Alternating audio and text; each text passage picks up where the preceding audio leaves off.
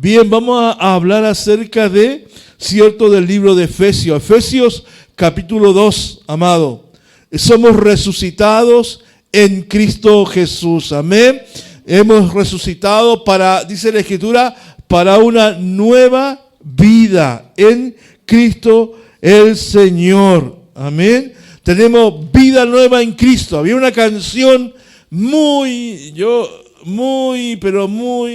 antigua. Yo creo que usted no es quizás no es de mi época, ustedes son jóvenes. Pero había una canción, cierto, que decía, tengo vida nueva. Amén. Sí, no sé si alguno se acuerda por ahí, cierto. Miren, los más viejitos levantan su mano para indicar que tengo vida nueva. Amén. Tenemos vida en Cristo el Señor. En cada uno de nosotros el Señor hará cosas nuevas también en nuestra vida. Si hay algo, amados, que nosotros sabemos, entendemos, y que hay algo que nosotros podemos ver, es que la humanidad, cierto, vive de un sueño, vive de un mundo ideal, como dice una canción, cierto, vive de una ilusión, vive de una cierta esperanza, cierto, de poder lograr una sociedad perfecta. Y eso los políticos, cierto, y todos aquellos que idealistas, filósofos, aquellos que sueñan y anhelan con una sociedad que es perfecta, donde hay igualdad, donde hay justicia social, donde impera completamente la paz, donde hay un bienestar, ¿cierto? La humanidad busca eso, anhela en su corazón eso. Y proclama en los discursos, proclama a través de un libro, ¿cierto? Ese sueño, ese ideal de querer de alguna manera lograr un mundo perfecto, de poder lograr una sociedad perfecta, donde pueda haber justicia, donde pueda haber libertad, donde el hombre libre pueda caminar por la alameda. ¿Ha escuchado eso, no? El hombre libre es lo que la sociedad, es lo que la humanidad, cierto, en general, es lo que espera, es lo que anhela en el corazón, cierto, el deseo de ello, de poder encontrar una sociedad perfecta. El hombre, cierto, está fuera de foco. El hombre está fuera de su centro. Y el apóstol Pablo, en la carta del libro de los Efesios, capítulo 2, cierto, nos va a llevar, nos va a mostrar realidades que son paralelas. Para los que son más jóvenes, cierto, quizás les suena el multiverso. Realidades que son paralelas. Realidades que se contraponen una con otra. Amén. Y que de alguna manera, cierto, a nosotros que somos cristianos, a nosotros que somos creyentes, nos lleva, cierto, a poder recordar también estas cosas y poder valorar lo que el Señor ha hecho con nosotros. Y delante cantamos, dignos el Señor, ¿cierto? Y alabamos y adoramos y damos gracias al Señor, ¿cierto? Por su salvación, decíamos, que por su gracia en la cual somos salvos, ¿cierto? Y tenemos esta nueva vida en Cristo y hemos sido resucitados, ¿cierto? En el poder del Espíritu Santo a una nueva vida. Amén. Ahora tenemos una nueva vida, un nuevo comienzo, tenemos un nuevo destino en Cristo Jesús glorioso.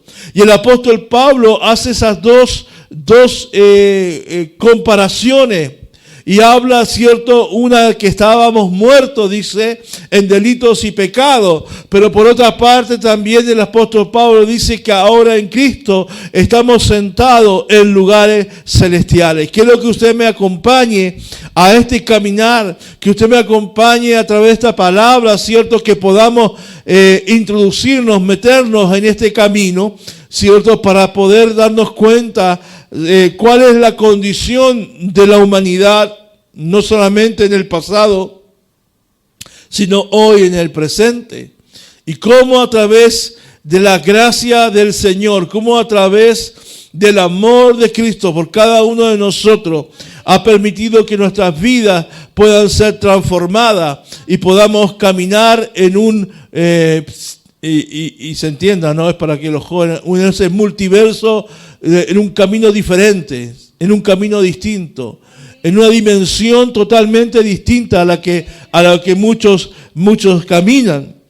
Por eso Pablo nos recuerda cuál era nuestra condición en la cual Jesús nos salvó, ¿cierto? Y no debemos olvidar jamás cuál era tu condición, cuál era nuestra condición. Hoy tú ves un hombre, tú ves una mujer, o quizás hoy tú puedes mirarte al espejo y puedas reconocer que tú eres alguien distinto, alguien diferente, no porque te hiciste un peinado, no porque estás con un look diferente, sino porque Cristo ha hecho un cambio en tu vida.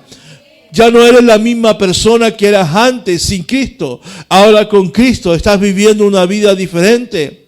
Sabes que muchas veces nosotros pensamos que a veces nosotros vemos todo lo malo de nosotros.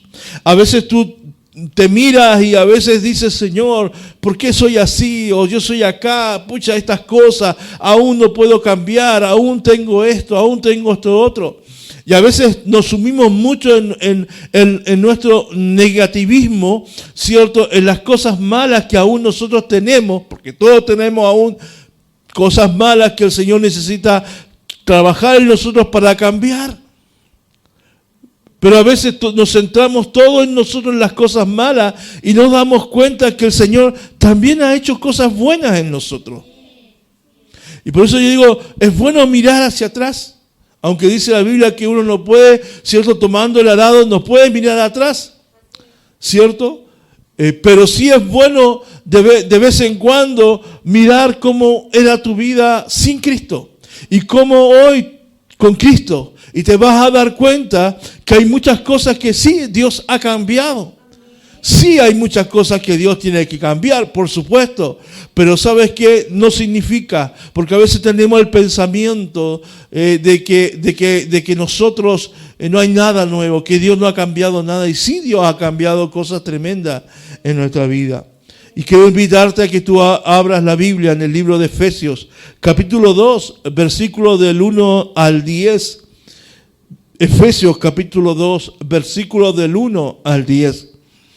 Antes ustedes estaban muertos a causa de su desobediencia y sus muchos pecados. Vivían en pecado, igual que el resto de la gente, obedeciendo al diablo, el líder de los poderes del mundo invisible, quien es el espíritu que actúa en el corazón de los que se niegan a obedecer a Dios. Todos vivíamos así en el pasado, siguiendo los deseos de nuestras pasiones y la inclinación de nuestra naturaleza pecaminosa. Por nuestra propia naturaleza éramos objeto del enojo de Dios, igual que todos los demás. Pero Dios es tan rico en misericordia y nos amó tanto que a pesar de que estábamos muertos por causa de nuestro pecado, nos dio vida cuando levantó a Cristo de los muertos. Es solo por la gracia de Dios que usted ha sido salvado. Dice amén. Pues nos levantó de los muertos junto con Cristo y nos sentó con Él en los lugares celestiales porque estábamos unidos a Cristo Jesús. De modo que en los tiempos futuros Dios puede ponernos como ejemplos de la increíble riqueza de la gracia y la bondad que nos tuvo, como se ve en todo lo que ha hecho por nosotros, que estamos unidos a Cristo Jesús. Verso 8. Dios los salvó por su gracia cuando creyeron. Ustedes no tienen ningún mérito en eso.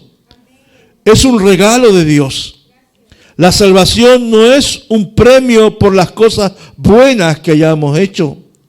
Así que ninguno de nosotros puede jactarse de ser salvo, pues somos la obra maestra de Dios.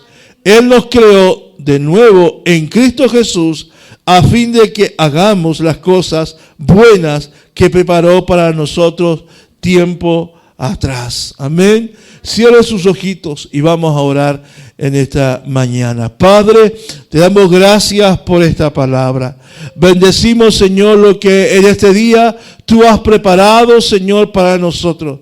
Este alimento, esta comida espiritual, Señor Padre Celestial. Prepara, Señor, nuestro espíritu. Señor, podamos estar abiertos a esta palabra.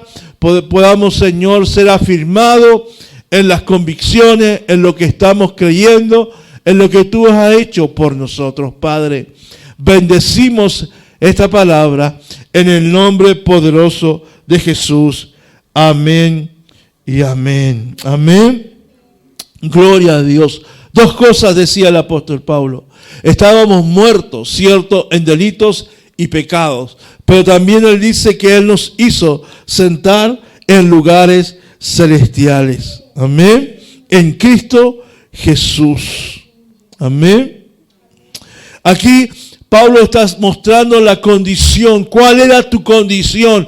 ¿Cuál era mi condición? ¿Cuál era tu condición? ¿Cierto? En la cual estábamos muertos. Pero también, ¿cierto? Pablo quiere dejar establecido en nosotros, ¿cierto? En la iglesia, lo que la gracia puede hacer. Lo que la gracia redentora, salvadora en Cristo Jesús puede transformar y cambiar la vida de un hombre y una mujer y cambiar no solamente su realidad espiritual, sino que toda su realidad, toda su vida, todo su entorno puede ser cambiado por el poder del Señor. Dice el apóstol Pablo que nuestra naturaleza, ¿cierto? Es una quizás cuando dice que estábamos muertos en delito, es una descripción de una realidad demoledora. O sea, Pablo comienza a darnos al tiro el chachazo, ¿cierto?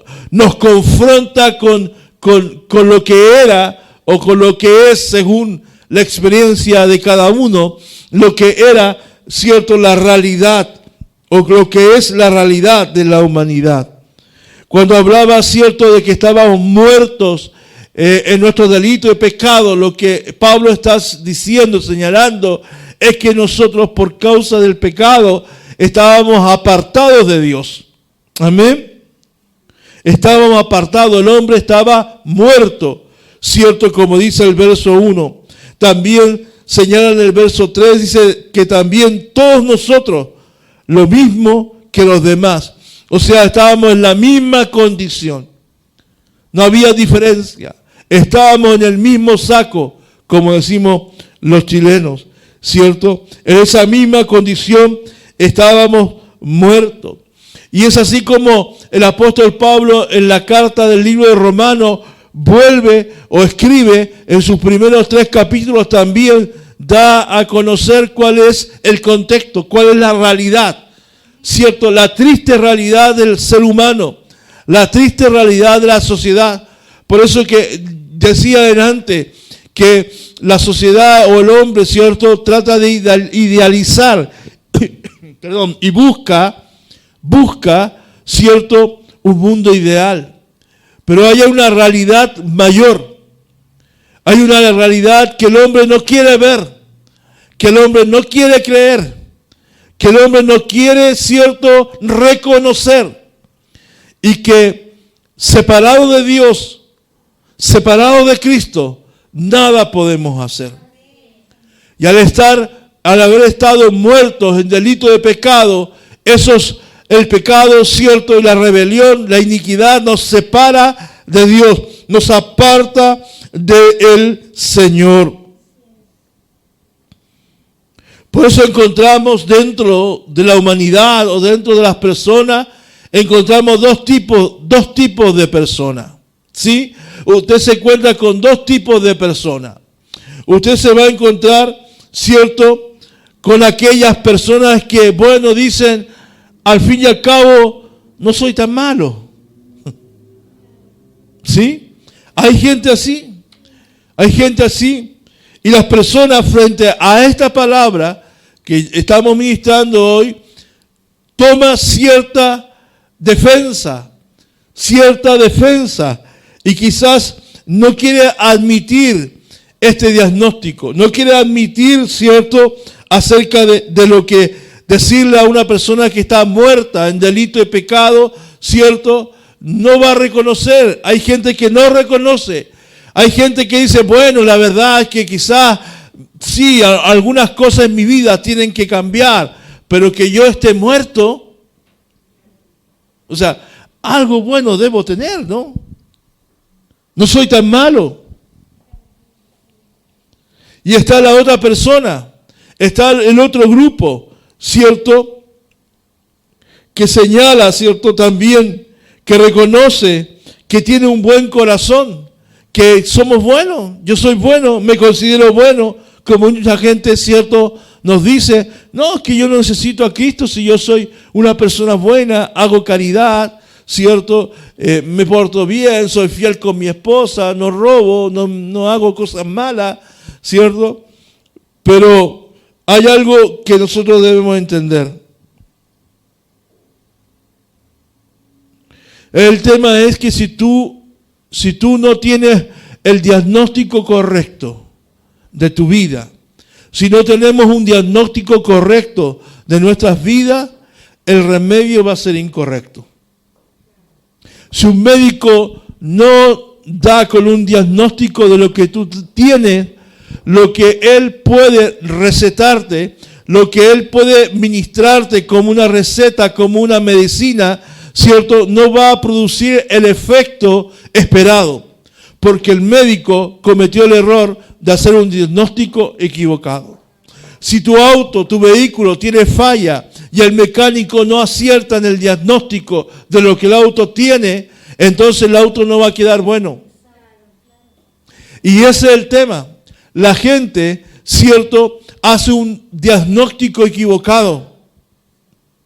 Y como da ese diagnóstico errado, entonces el remedio que trata de poder sanar su espíritu, sanar su alma, sanar su corazón, es errado.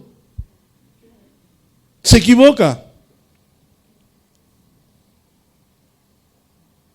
Entonces, ¿cuál es nuestra primera condición? Dice Pablo que nosotros estábamos muertos, separados de Dios, ¿sí? Separados de Dios. En la parábola, ¿cierto?, del hijo pródigo, en el verso 32 dice que el padre dijo, este hijo era muerto, ¿cierto?, y ha revivido. La fuente real, la fuente verdadera de la vida está en Dios. Dios es el dador de la vida. Él es la fuente de toda vida que tú puedas tener. Aquel que no tiene esa fuente, aquel que no tiene a Cristo, dice la Biblia, no tiene la vida. Es en Cristo Jesús en la cual cambia nuestra condición, cambia nuestro estado de muerte a vida. Si usted no tiene a Cristo en su vida, está muerto espiritualmente. Pero aquel que tiene a Cristo tiene, dice, la vida. Y somos, dice, vivificados juntamente con Él. Usted tiene vida, amado. Si usted tiene a Cristo en su corazón, si usted ha confesado con su boca, ha creído en su corazón, entonces Cristo mora en usted. Y usted ya no está muerto. Usted ya no está separado, no estamos apartados de Dios. Sino que ahora sí dice la Biblia que podemos entrar confiadamente al trono de su gracia. Tenemos acceso a su presencia. Tenemos acceso a sus bendiciones, a su beneficio. Él es la fuente de todo. Él es la fuente de vida. Sin Él estás muerto. Sin Él, ¿cierto?, estamos ajenos a la vida de Dios. ¿Y a qué se debe la muerte? La muerte se debe ¿a qué? a que estábamos muertos, dice, en delitos y pecados. La palabra delito significa cruzar los límites. Alguien que comete un delito, alguien que roba, alguien que mata a alguien, ¿cierto? Está cruzando un límite. Traspasó una ley.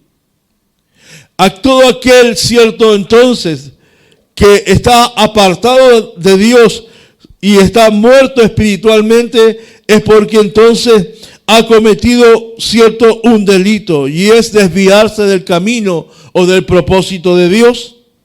El pecado tiene que ver con errar el blanco. Cada vez que usted no hace la voluntad de Dios, usted hierra el blanco. El pecado no solamente tiene que ver con pornografía, con fornicación, con adulterio, con mentir, con robar. Uno peca cuando tú desobedeces a Dios. También es pecado cuando Dios te manda hacer algo y usted lo hace. También es pecado. No hacer la voluntad de Dios también es pecado. Claro, nosotros tenemos el concepto del pecado, de la maldad, eso, ¿no? De adulterar, de fornicar, de esos pecados, de la carne, qué sé yo. Pero el hecho también de que usted no haga la voluntad, queda en una plataforma, en una posición también de pecado, del cual también debemos arrepentirnos, porque muchas veces no hacemos lo que Dios pide o quiere que nosotros podamos hacer. Entonces, cuando nosotros juntamos estas dos palabras, juntamos la palabra delito y juntamos la palabra pecado, ¿cierto? En un solo concepto, vemos que como Dios nos ve como alguien desobediente, nos ve como rebeldes, nos ve como fracasados.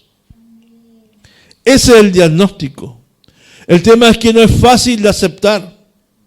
No es fácil que tú puedas recibir que alguien te diga, eres un fracasado.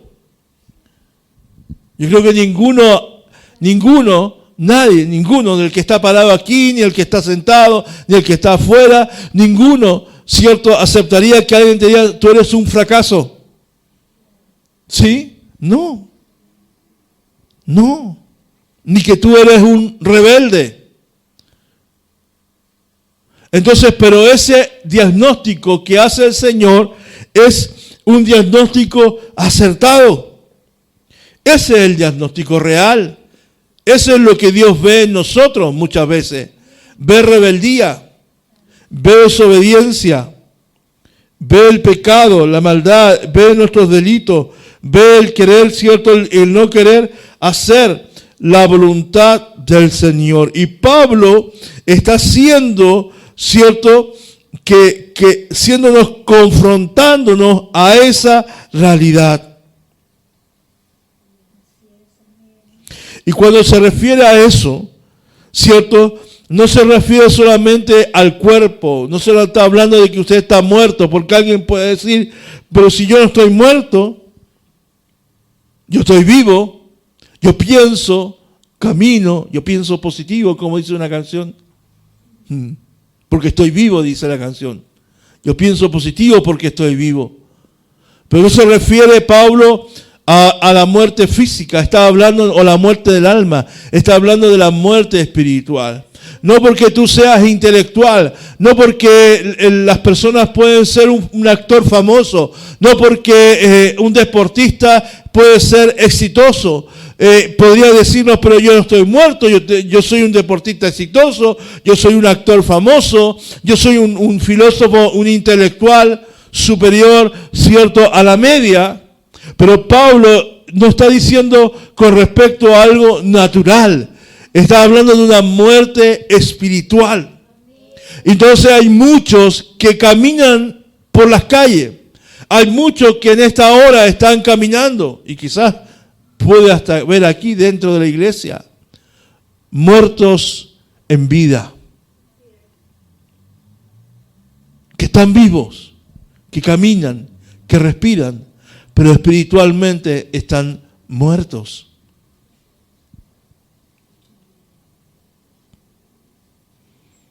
Fuimos creados por Dios Fuiste creado para Dios, pero lamentablemente intentamos vivir sin Dios. Tú y yo fuimos creados por Dios. Él te creó. Y Él te creó con un propósito para la alabanza de su nombre. Fuiste creado por Dios, para que tú vivas en Dios. Pero la humanidad, las personas, cierto, que fueron creadas por Dios y para Dios, pretenden vivir sin Dios. Y vivir sin Dios, como decíamos delante, es imposible. Es imposible que tú puedas vivir sin Dios. Es imposible que tú puedas estar vivo espiritualmente sin Dios. Para poder vivir, Cristo tiene que morar en nuestros corazones. Cristo tiene que vivir en nuestra vida. Cristo tiene que ser real en nosotros para poder vivir verdaderamente esa vida abundante que el Señor ofrece. Esa vida abundante que el hombre anhela. Esa vida abundante que el hombre busca a través de la filosofía, a través de una ideología, a través de un proyecto de gobierno, a través de un proyecto social, a través de un sueño, a través de una utopía, a través de un mundo. Todo hombre, todo ideológico, todo aquel filósofo, todo aquel que implantó una ideología, todo aquel que pensó hacer una sociedad diferente, ¿cierto? El padre del comunismo, Marx, él pensó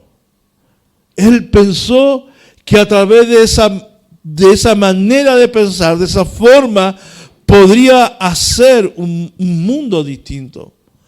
Una sociedad diferente. El hombre quiere en su interno poder vivir una vida en abundancia. Pero no hay ni filosofía ni ideología. No hay sistemas ni proyectos. Por eso que la palabra de Dios dice que en vano construye. Si Dios no está, dice, si Dios no está, en vano construyen. Si Dios no está en la ciudad, dice, en vano son los que cuidan la ciudad. Entonces, si Dios no está en ti, si Dios no está contigo, si Dios no está, en vano es todo lo que usted haga. Es infructuoso. No va a tener fruto, no va a tener resultado, aunque usted se afane, aunque usted transpire, aunque usted naturalmente haga el esfuerzo. Nunca va a alcanzar ese bienestar, nunca va a alcanzar la bendición. Pero si estamos en Cristo, si Dios está contigo, entonces todo lo que tú edifiques, todo lo que tú construyes, todo lo que tú hagas, prosperará. Y serás bendecido en el Señor cuando tú lo haces parte de tu vida. Cuando tú lo haces real en tu vida, el Señor se hace real. Como el testimonio de Joan. No solo es conocimiento, no es solamente intelecto, no solamente, como decía Joan, cierto, es haberme criado en la iglesia y que mis papás me llevaban y que yo estuve en los rayitos de sol, en los principiantes, en los primarios, que pasé por todos los departamentos, ministerio de la iglesia, pero que no fue real. Hasta que Dios tiene un encuentro contigo, hasta cuando Dios tiene un encuentro, cuando Dios se revela, ¿cierto? Entonces nuestros ojos son abiertos. Nuestra mente es abierta. Como decía Job, antes decía Job, antes de oída te había oído. ¿Cierto? Por ahí yo había escuchado, pero no había experimentado su gracia, su bondad, su perdón, su salvación. Pero ahora, dijo Job, ahora recién, mira, ahora mis ojos te ven. Y lo que debemos orar es que se abran nuestros ojos. y que tú quizás has estado escuchando, y quizás tú también naciste de pequeño en la iglesia, o quizás usted lleva años en el evangelio y ha estado escuchando mensajes, escuchando predicaciones, ciertamente, pero que Cristo no es una realidad en usted. Entonces usted tiene que decirle: Señor, alúmbrame, alumbra mi entendimiento. Por eso, cuando usted lee Efesios capítulo 1, el apóstol Pablo le dice a la iglesia de Éfeso, le dice: yo estoy orando para que Dios le dé sabiduría, de tal manera que pueda venir la revelación de quién es Cristo Jesús en su vida.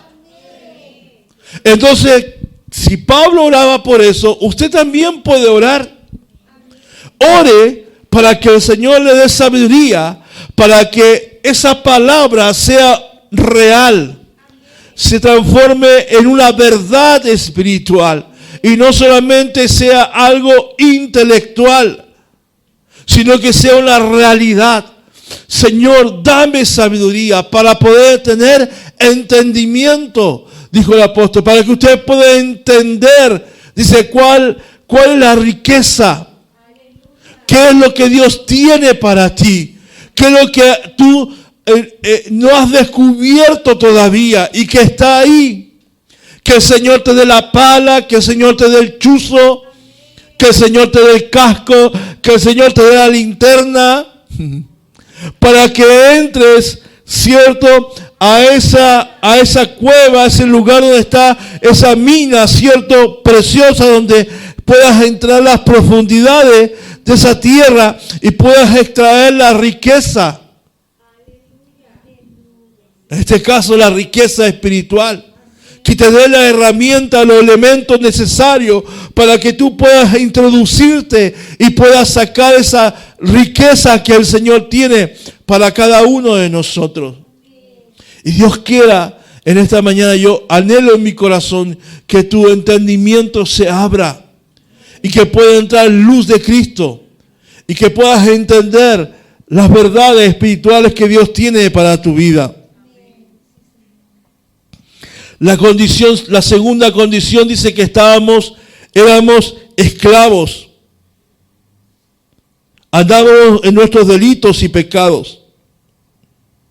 Estaba hablando de una forma, estaba hablando de una manera, estaba hablando de un comportamiento. El apóstol Pablo, cuando decía, ustedes andaban, ¿cierto? Ustedes caminaban, ustedes estaban muertos, ¿cierto?, en delito y pecado. Estaba no solamente hablando de una condición, estaba hablando también de una forma, de un estilo, de una manera en la cual nosotros nos comportábamos. Es un modo de vida. ¿Cuál era nuestro modo de vida antes? Estábamos en pecado, pues. Estábamos en delitos, ¿cierto? Nos comportábamos bajo ese diseño. Por lo tanto, en esa realidad en la cual tú y yo vivíamos antes, no éramos libres. No estábamos libres, éramos esclavos del pecado. No había libertad, aunque aparentemente, ¿cierto?, te hace creer que tú eres un hombre, una mujer libre. Pero en realidad tú sigues estando bajo esclavitud del pecado y de la muerte. ¿Se ha fijado que los hijos dicen, yo quiero vivir mi propia vida, papá? Y yo me quiero ir de casa, yo quiero mi independencia, mi libertad. ¿Cuántos no anhelamos tener 17, 18 años? Y teníamos 12, 13, 14 y lo único que quería que llegáramos los 18 para ser libres y hacer lo que queríamos hacer en la vida. Y no depender de los padres, ¿cierto? Pero llegó los 18 o los 17, 18 años, y te diste cuenta que esa libertad que tanto anhelaste en tu niñez no llegó. Esa libertad aparente no llegó. Así también nosotros en nuestra vida espiritual soñábamos con esa libertad, pero nunca, estando bajo el yugo de la esclavitud del pecado, nunca usted va a ser verdaderamente libre. Solo es una terrible esclavitud.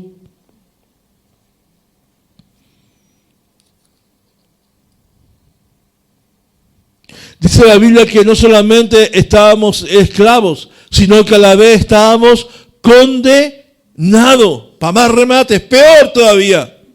Muerto, mire, muerto, esclavo y más encima rematado, condenado. Qué terrible era nuestra condición sin Cristo. Éramos por naturaleza, dice el libro de Efesios, hijos de ira. ¡Wow! ¡Qué fuerte eso! Hijo de ira. Y no está hablando, cuando dice hijo, no está hablando de un niño pequeño. Está hablando, cierto, el apóstol Pablo, refiriéndose a que nosotros, cierto, éramos hijos de desobediencia. Que por haber rechazado a Dios, por haber rechazado al Señor, cierto, nuestra condición era ser objeto de la ira de Dios, del enojo de Dios. Ahora, hay que entender que el concepto de ira, porque mucha gente dice, pero es que si Dios es amor, pero también dice la Escritura que es fuego consumidor. La gente se queda solamente con que Dios es amor, es que Él me tiene que amar. Amar, amado, amar no significa aceptarlo todo. Amar no significa que usted vaya a aceptar los caprichos de su hijo. Amar no significa que usted va a aceptar toda su rebeldía, toda su porfía. No, al contrario. Porque te aman, te corrigen. Porque te aman, que saben que eso está mal, ¿cierto? Por eso la mamá dice, no haga esto. O el papá dice, no vaya para acá, no vaya para acá. No es porque los papás sean pesados, sino que saben que hay una posibilidad de peligro. Y ellos por amor, porque ellos te aman, quieren librarte. Porque ellos te aman, quieren evitarte el dolor. Piensa en eso. Piensa en que Dios no solamente es amor y que Él va a aceptar todos tus caprichos y que Él tiene que aceptar todas tus embarradas, todas tus metidas de pata porque Él me ama. Sí, Él me ama. Pero Él no acepta mi pecado. ¿Me entiende? No acepta el pecado. Él me ama mucho, pero Él no acepta mi desobediencia. Él me ama mucho, pero Él nunca va a aceptar tu rebeldía. Porque te ama, pu. Pero también la Biblia dice que Él también tiene ira. Y esa ira no está como nosotros pensamos. No es como usted la ira que usted tiene cuando pierde el control. No es cuando usted dice, ay, este viejo, esta vieja ya. Ay, el carácter de esta vieja. No tiene que ver con la ira, con la venganza.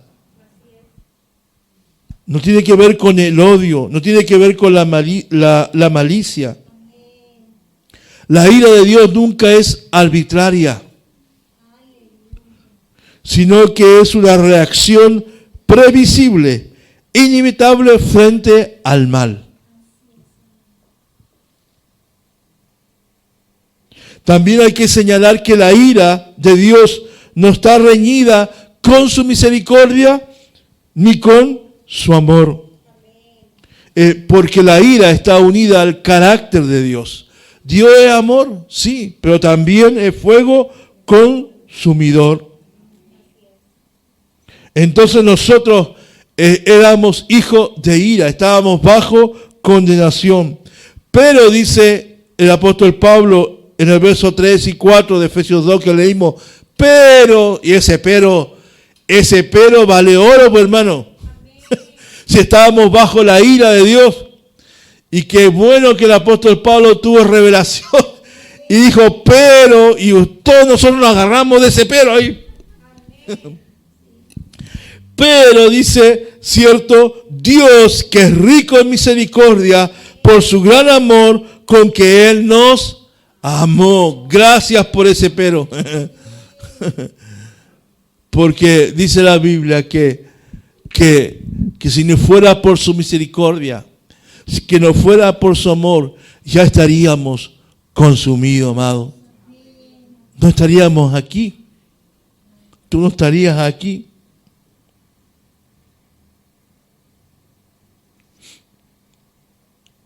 Entonces, por naturaleza, éramos hijos de ¿qué cosa?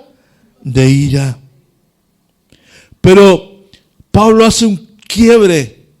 No solamente nos muestra la condición la cual teníamos o la cual tenemos, sino que hace un contraste con respecto a lo que es la gracia de Dios. Ahora, esa era nuestra condición sin Cristo. Esa era tu condición. Y sabes que es bueno que sepas que esa era tu condición, porque a veces nos olvidamos. Estamos tan bendecidos y el Señor y caminamos la gracia de Dios y todo lo demás, comenzaste a caminar en el Evangelio, ¿cierto? Que ya nos olvidamos del otro. Por eso Pablo trae a la memoria eso. Y es bueno que tú también traigas a la memoria esto. ¿Cuál era tu condición sin Dios? ¿Para qué? ¿Para qué, pastor? Para que cuides la gracia. Para que valores lo que Cristo hizo en la cruz. Para que no pisotees la sangre de Cristo. Para que valores la salvación. Para que valores lo que el Señor ha hecho a través de todos estos años en tu vida. Para que usted cuando le dé la chiripiorca, esa chiripiorca canuta, y le da por volver atrás, puedas ver cuánto ha costado el que usted haya llegado hasta este punto. Y la pienses 2 veces antes de alejarte del Señor. Y puedas volverte a Él de todo corazón. Y puedas valorar lo que el Señor ha hecho. ¿Quiénes somos por la gracia de Dios? Dice que Él nos ha dado vida juntamente con Cristo. Ahora somos salvos, dice, por gracia. Estábamos muertos, ahora hemos resucitado en Cristo. Amén. Estábamos, cierto, éramos esclavos, hoy estamos sentados con Cristo, juntamente con Él en los lugares celestiales. Eso habla de autoridad. Mira, éramos esclavos y hoy tú eres libre y hoy estás bajo autoridad, bajo poder del Señor. Amén. ¿Qué es lo que Dios ha hecho contigo? Por gracia somos salvos, dice Efesios 2, 5, 8, por gracia. ¿Y qué consiste esta salvación? Consiste en 3 cosas interesantes. Uno, cierto, que Él nos dio vida juntamente con Cristo. Segundo, cierto, juntamente con Él nos resucitó. ¿Sí? Y tercero, nos hizo sentar en lugares celestiales. Eso es lo que la salvación. No solamente es que salvó tu vida. No solamente es que ahora yo voy a ir al cielo y hoy el Señor está preparando moradas celestiales y que voy a andar por las calles de oro, el mar de cristal y que el Señor me tiene preparada la tremendo penthouse, la tremenda mansión. Gloria a Dios por eso. Y esperamos su venida y creemos en su segunda venida y anhelamos que Él vuelva pronto a buscar a su iglesia. Pero la salvación no es solamente eso. No solamente es que te libró del infierno y te salvó, sino que implica esto, que Él nos dio vida, que hemos sido resucitados y que estamos sentados con el Señor. No solamente Pablo está haciendo una descripción de Cristo, no solamente está hablando de Cristo. En los pasajes 5, 6, no solamente está hablando refiriéndose a Cristo, sino que también se está refiriendo a la iglesia. Te está refiriendo a cada uno de nosotros. Es usted, amado. Usted que el Señor le ha dado vida junto con Cristo. Es a usted que lo ha resucitado. Lo digo así para que usted se apropie de eso. Porque cuando leemos, muchas veces leemos así como nos dio vida. Nos dio vida. Así como algo genérico. No, Él te dio vida. Él te resucitó. Y Él a ti te ha sentado en lugares celestiales. Cambia la cosa. Cambia porque te apropias, pues. Te adueñas de una verdad espiritual. No es para el que está, no solo es para el que está al lado tuyo, no es solo para tu esposa o tu esposo, para tus hijos, para el hermano que está atrás o delante, sino que es para ti. Y tienes que apropiarte porque eso es beneficio también de lo que Cristo Jesús hizo en la cruz por cada uno de nosotros. Amén. No solamente trajo salvación, salud, te dio todos los beneficios de la cruz, sino que esto también forma parte de esos beneficios a todo aquel que ha sido salvado por gracia de parte del Señor. Pero sabes que todos estos beneficios, dice el apóstol Pablo, los recibimos ¿cuándo?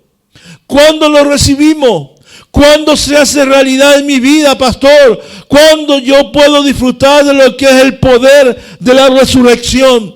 ¿Cuándo yo puedo sentir que estoy vivo con Cristo? ¿Y cuándo yo puedo sentir o discernir, sentir en el sentido no de sentimiento, sino que de una convicción, sentir, cierto, que tengo toda autoridad, todo poder, estoy convencido de que el Señor como iglesia, cierto, o sea usted, cierto, usted está sentado en lugares celestiales.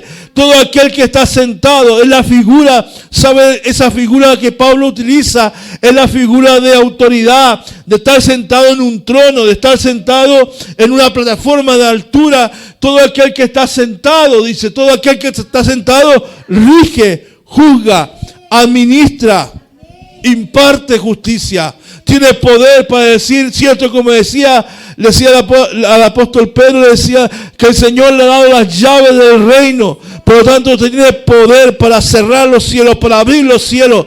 Eso le ha dado a la iglesia. Y la iglesia es usted. Entonces Él no ha puesto la iglesia, no ha sentado en un lugar, en los lugares celestiales para sojuzgar, para enseñorear. O sea, todo lo que Él quiso, todo lo que fue distorsionado en el Edén, todo lo que por causa del pecado, el diseño original, ¿cuál era, hermano? Sojuzgar la tierra. Sojuzgar la tierra. Enseñorear todos los peces del mar, ¿cierto? Todo eso se perdió por causa del pecado. Pero cuando Cristo, por su gracia, en la cual usted está siendo salvo, por eso decíamos, una vida nueva en Cristo. Y esa vida nueva no es que Él te refaccionó, no es el que te pegó una parte empastada en la muralla para tapar la atizadura. Un parche. No es que se te rompió el pantalón y le pusiste un parche. No, esa nueva vida es que Él hace las cosas todo de nuevo. Entonces te da, pero para poder disfrutar de eso, o sea, que sea una realidad para nosotros, tenemos que, dice estar Pablo, ¿qué dice estar en qué? Unidos en Cristo. Esa realidad no la vivimos sin Cristo. Esa realidad no la puedes disfrutar si no estás unido con Cristo. En el mismo sentir, en el mismo espíritu. Por eso es que la palabra de Jesús toma vida cuando Él dice, yo soy uno con mi Padre. Y lo que el Padre dice es lo que yo digo. Y lo que yo he visto al Padre hacer es lo que yo hago. Unido en Cristo. Entonces una iglesia va a disfrutar del poder de la resurrección, va a disfrutar de vivir juntamente con Cristo y va a disfrutar de poder estar para poder ejercer poder y autoridad y dominio. ¿Cuándo? Cuando estemos unidos en Cristo. Si no estamos unidos en Él, por eso Jesús dice, sin mí nada podéis hacer. Esto es lo que diferencia de un verdadero cristiano. Eso es lo que diferencia de un verdadero cristiano, es que un verdadero cristiano está en Cristo. Y si tú no estás en Cristo, entonces ciertamente hay duda de que tú seas un verdadero cristiano, porque tu lugar es estar en Cristo. Tu posición, iglesia, es estar en Cristo. Tu posición, hermano, es estar en Cristo. Si tú estás fuera de Cristo, si usted está haciendo cualquier cosa y no lo que Cristo quiere que tú hagas, entonces la verdad es que hay ciertas dudas que tú realmente seas cristiano. Entonces usted reflexione. Entonces usted analícese. Entonces usted pregunte si su vida está en Cristo o está sin Cristo. Si está en Cristo, usted busca agradar a Cristo. Por eso decíamos, fuimos creados para Dios. Y para vivir, para Dios. Sea que vivamos, dice Pablo, sea que muramos, somos del Señor. La vida es del Señor. Nuestra vida es del Señor. Entonces, ¿cuál es nuestra posición? Estar en Cristo. Y de ahí usted no se puede mover. De ahí no podemos salirnos como iglesia. Es estar en Cristo. Yo soy de Cristo. Usted dice, yo soy de Cristo. Por eso que usted dice, soy cristiano. Porque usted es un seguidor ¿de quién? De Cristo. Debemos estar en Cristo. Y eso no solamente está unido en la resurrección de Cristo. No solamente porque hemos sido resucitados juntamente con Cristo, sino que también en su muerte. Ahí realmente estamos unidos en Cristo, en su muerte. Por eso es que el creyente no es solamente aquel que cree en Cristo, que Él murió por sus pecados, sino que también Él muere con Cristo. Así lo dice Gálatas 5:20. Con Cristo estoy juntamente crucificado. No solamente en la resurrección, sino que en su muerte. Pero todos queremos estar con Cristo, con el Cristo resucitado, pues. Claro, todos queremos los beneficios, hermano. Yo quiero también estar sentado ahí, pues. Yo quiero también tener vida con Cristo. Yo también quiero estar resucitado como el Señor. Yo también quiero los beneficios, todos los beneficios de la resurrección. Pero no todos quieren pasar por la muerte. Y nadie puede resucitar si no primero muere. Usted no va a poder ver la gloria si primero no muere. Por lo tanto, el primer paso para resucitar en Cristo es morir. Por eso Jesús dijo, ninguno de ustedes si puede ser discípulo si antes se niega a sí mismo, toma su cruz cada día y me sigue. Y ese negarse es la muerte, pues, hermano. Es la muerte al yo, es la muerte a mis deseos, es la muerte a mi voluntad, es la muerte a lo que yo quiero, pienso, a lo que quiero hacer. Muero a mí, muero a mi carne, muero a mis pasiones, muero a mis deseos, muero a mi orgullo, porque la carne, los deseos de la carne no solamente tienen que ver con fornicar, con adulterar, no, también los deseos de la carne tienen que ver con la envidia, la ira, el orgullo, la vanidad, la soberbia, los celos. Yo muero a eso. Yo muero a mi vida para que Cristo se glorifique a través de mi vida. Amén. Gloria al Señor. ¿Y por qué lo ha hecho? ¿Por qué Dios, por qué Cristo Jesús lo ha hecho en nosotros? ¿Sabe por qué lo ha hecho? Lo ha hecho Pablo dice, por 4 palabras. Misericordia, amor, gracia y bondad. Es decir, estábamos muertos. O sea, éramos incapaces, somos incapaces de hacer algo por nosotros mismos, solo por la gracia, el favor de Dios en nuestra vida. Y Pablo añade que Él nos salvó. ¿Para qué? ¿Para qué nos salvó? para mostrar, dice el verso 7, en los siglos venideros la abundante riqueza de su gracia.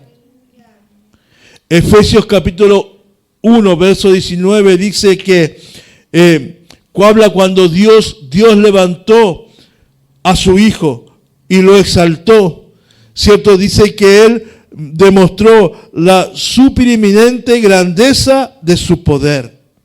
Cuando levantó a Jesús de entre los muertos, ¿cierto? ¿Qué sucedió ahí? Sucedió que Dios manifestó el poder, por hermano. Si Él venció la muerte no tenía poder alguna. Amén. Por el poder del Espíritu Santo. Esa fue la demostración de poder de Dios. Que es capaz de levantar a un muerto. De resucitar a un muerto. Pero cuando nos levantó a nosotros, ¿cierto? Demostró también ¿qué cosa? La abundante riqueza de su gracia. Entonces, ¿saben lo que somos nosotros? Somos testigos.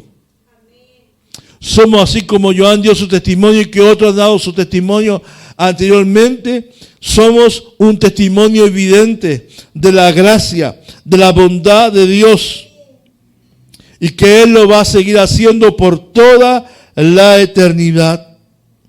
Entonces, somos testigos, somos un testimonio viviente. Como dice una canción, somos una alabanza caminando, amado. Tú y yo, por lo que el Señor hizo, por su gracia, su bondad, su amor, su misericordia, por lo que Dios hizo en mí, por lo que Dios está haciendo en ti, por lo que Él ha hecho en ti, entonces nosotros somos un testimonio viviente de su gracia, de su misericordia, de su amor, no solamente por la eternidad, sino que para que usted sea un testimonio aquí en la tierra también de lo que es capaz de hacer Dios, de lo que Él puede hacer, cómo Él puede transformar, cambiar una vida que estaba muerta en delito y pecado y poder hacer una nueva criatura que pueda estar, cierto, vivir junto a Él, resucitar con Él y estar sentado en lugares celestiales. Cómo Dios puede por su gracia transformarte, cambiar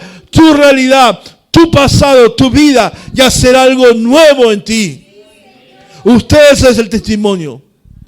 Ustedes, cada uno de nosotros que estamos aquí, cada uno de los que está en casa, que es salvo por gracia, que ha sido transformado para la gloria de Dios. ¿Para qué? Para que abunde esa riqueza, para que usted pueda ser testigo de que hay un Dios de poder, que hay un Dios que transforma, que hay un Dios que cambia las realidades, que hay un Dios que quita la tristeza, el dolor, la depresión, la angustia, que cambia nuestro lamento en baile, que rompe las cadenas que ataban, que da vista al ciego, que da óleo de alegría al que está enlutado. Ese es tu Señor. No es cualquier cosa. Entonces, en vista de esto, la verdadera salvación, ¿qué produce en nosotros? Fruto. Fruto de arrepentimiento, amado. La salvación en nosotros. Si declaramos que hemos sido salvados, debemos producir fruto. Y fruto en abundancia. Para terminar en esta mañana, entonces Pablo subraya este contraste en lo que dijimos al principio. Cuando estábamos muertos en nuestros delitos y pecados, andábamos siguiendo la corriente de este mundo. Pero ahora hemos resucitado con Cristo. Dios ha preparado buenas obras, dice. Amén. Para que andemos en ella, para ya no caminar, ¿cierto?, por las corrientes de este mundo, ya no ser gobernado por las potestades de las tinieblas, ni estar dominado por los deseos de la carne, sino que ahora tú y yo podemos caminar por aquellas obras que el Señor ha preparado de antemano para cada uno de aquel que ha creído en el Señor. El Señor ha preparado para cada uno una obra en la cual usted tiene que caminar. Por lo tanto, usted no envidie la obra del frente. No le envidie el edificio de al frente. No, Dios te ha dado tu propia obra. Y usted tiene que caminar en base a esa obra que el Señor ha preparado de antemano. Él la ha preparado para ti y la ha preparado para mí. Pero para eso, cierto, debemos caminar unidos en Cristo. Amén. Tu vida tiene que estar en Cristo. Unida. Tu vida está en Cristo, entonces vas a vivir una vida de abundancia. Amén. Póngase de pie.